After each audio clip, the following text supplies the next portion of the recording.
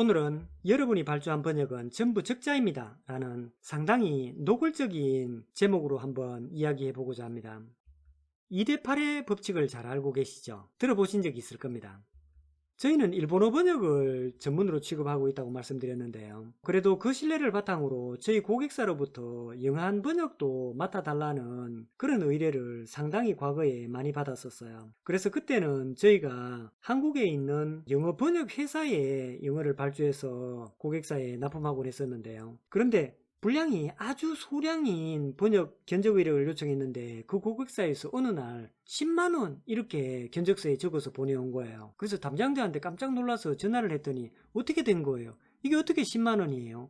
이렇게 말씀드렸더니 2대8의 원칙, 그러니까 아무리 일을 해도 회사에 도움이 되지 않는다, 수익이 안 된다, 그래서 회사에서는 어쩔 수 없이 미니멈 차지를 10만원으로 높여서 상당히 죄송하다고 사과를 하면서 회사의 방침이 이렇게 정해져 버려서 자신이 어떻게 해드릴 수 없다고 양해를 구하는 이야기를 했었어요. 저는 한편으로는 좀 화가 나면서도 사실 저희들도 그 시점에 6개월, 1년간의 데이터들을 이렇게 살펴보면 2대8, 그러니까 8에 있는 분들이 일이 아무리 많이 받아도 저희 회사 경영에 도움이 크게 되지 않는다는 걸 알고 있었거든요.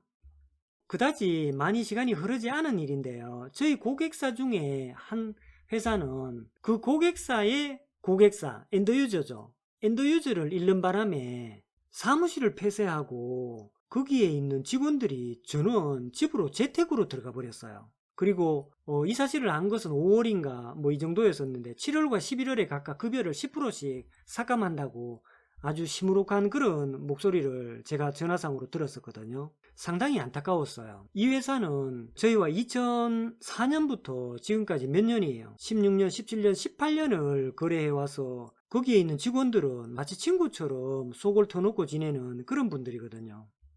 저희도 이 법칙에서 자유롭지 않습니다. 저희는 크게 공공 부분과 민간 부분이 있고, 공공 부분에서 저희의 수익원이 돼주고 있는 몇 개 회사, 민간 부분에서 저희에게 수익원이 돼주고 있는 몇 개 회사, 말하자면 2대8의 원리의 2의 회사들이 저희들을 먹여 살려주고 있고, 지금 그 공공과 민간 중에서 민간에서 저희들도 저희 고객사가 타격을 저렇게 받았으니까 저희들도 큰 타격을 지금 받고 있습니다.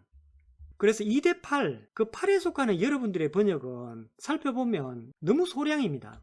그리고 내용에 중복성이 없어요. 그렇잖아요. 돈을 벌려면 익숙한 일을 계속해야지 돈을 벌지, 늘 새로운 일을 쫓아서는 이 번역 쪽에서 돈이 되지 않는다고 생각합니다.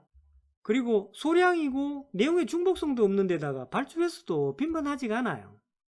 또한 이런 일들이 발주 횟수가 많아도 사실 바쁠 뿐이지 나중에 살펴보면 큰 수익이 되지 않아요.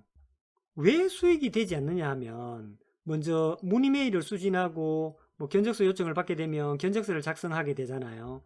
그러면서 견적서를 작성해서 제출하면 검토해서 수주를 확정해서 발주를 하겠죠. 그 발주하게 되면 저희들이 내용을 살펴보고 바르게 번역될 수 있는 방향이라든지 지침을 확정해서 번역자한테 발주를 하죠. 그러면 번역자가 완성해서 저희 회사에 또 줄 거 아니에요. 그러면 저희 회사에서 또 검수자에게 발주를 할 거 아니에요. 검수자가 또 저희 회사에 납품을 하겠죠.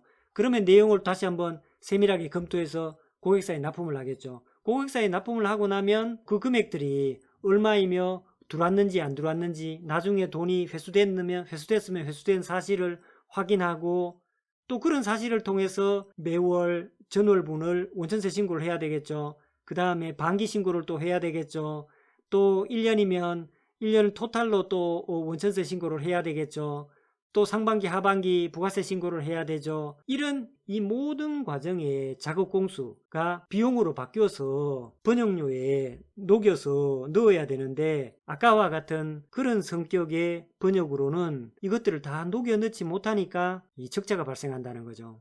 그리고 이 적자 번역의 이 끝판왕은 최소 발주액 25,000원이나 30,000원인데요. 이것은 25,000원이나 30,000원을 고객사에 보고하면서도 정말 가슴 간절히 기도합니다. 어떤 질문이나 어떤 문의도 오지 않기를 기대하면서 이 금액을 씁니다. 왜냐하면 이 금액 자체가 벌써 적자예요. 그런데 고객사로부터 원문에 잘못된 수정이 있다고 작업 중인데 수정이 와요. 그래서 1회 수정을 거쳤어요. 그리고 이것을 통해서 납품을 했는데 납품 후에 고객사가 한 번, 두 번, 세 번 이렇게 질문을 해버리는 거예요. 이렇게 되면 고객사는 정말 뽕을 뽑는 거예요. 회사는 뭐 말할 수 없는 이 적자에 빠지는 거라고 생각을 하고요. 벌써 납품 후 질문의 2회면 이 PM 번역자 금수저가 두 번이나 불려나가는 거잖아요. 그래서 처음 그 영어 번역 회사에서 왜 10만 원을 썼는지 저는 이해를 하죠. 저는 이해가 되죠.